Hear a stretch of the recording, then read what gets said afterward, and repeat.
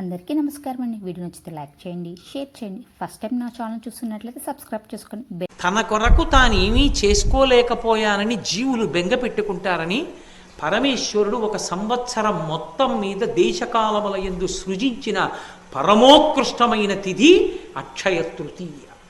దాని పేరే అక్షయ తృతీయ. అది ఒక్క వైశాఖ మాసంలోనే.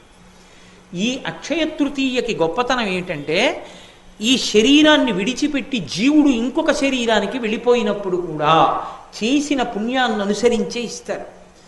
కర్ణుడి యొక్క కథలోంచి వచ్చింది అక్షయ తృతీయ. అక్షయం అంటే అది ఖర్చు అయిపోవడం ఉండదు, ఆకలి తీరాలి. ఏ జన్మలో ఉన్నా నాకు కడుపు నిండా అన్నం దొరకాలి, నేను నలుగురికి పెట్టుకోగలగాలి అనుకున్నవాడు అక్షయ తృతీయ తిథి నాడు బ్రాహ్మణుడికి స్వయం పాకం ఇచ్చుకోవాలి. అంటే కసిని బియ్యం, ఏదో 2 దుంపలో 2 కూరగాయలు, కాస్త చింతపండు, 2 మిరపకాయలు, ఓ పండు తీసుకొచ్చి ఇస్తారు.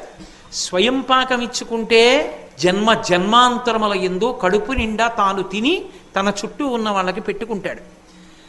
ఒంటికి బట్టకి లోటు రాకుండా నేను ఎప్పుడూ చక్కగా బట్ట కట్టుకుని ఉండగలగాలి అంటే దాని అర్థం మనుష్య జన్మ కావాలి.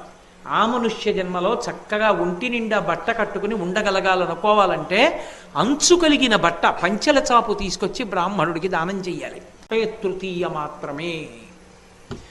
అక్షయ తృతీయ నాడు కూజ బాగా కడిగేసి, లేకపోతే కుండ బాగా కడిగేసి దాంట్లో చక్కగా నీళ్లు పోసి, అప్పటికప్పుడు తాగడానికి యోగ్యంగా ఉండాలి, మట్టి కంపు కొట్టకూడదు.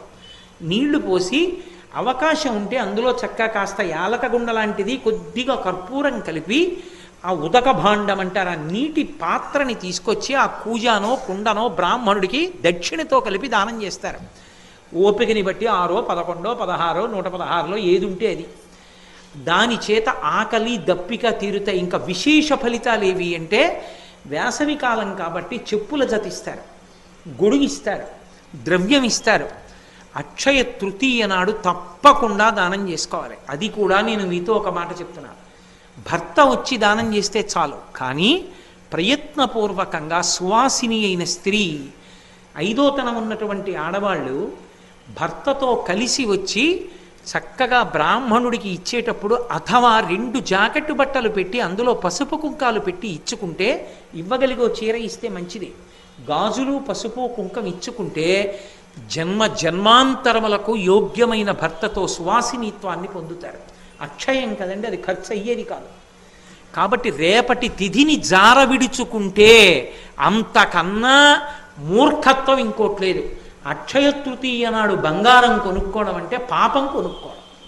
కలిపురుషుడు బంగారంలో ఉంటాడు. అక్షయ తృతీయ నాడు బంగారం కొనుక్కోమని ఎవడు చెప్పాడో నాకు అర్థం కాదు, ఎక్కడా లేదు అలాగా.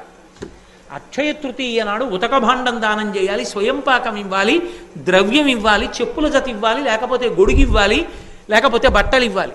అంతేకాని ఇలాంటి పిచ్చి పనులు చేసి బంగారాలు కొనుక్కుని ఇంట్లో పెట్టుకోరు. పాపం వృద్ధి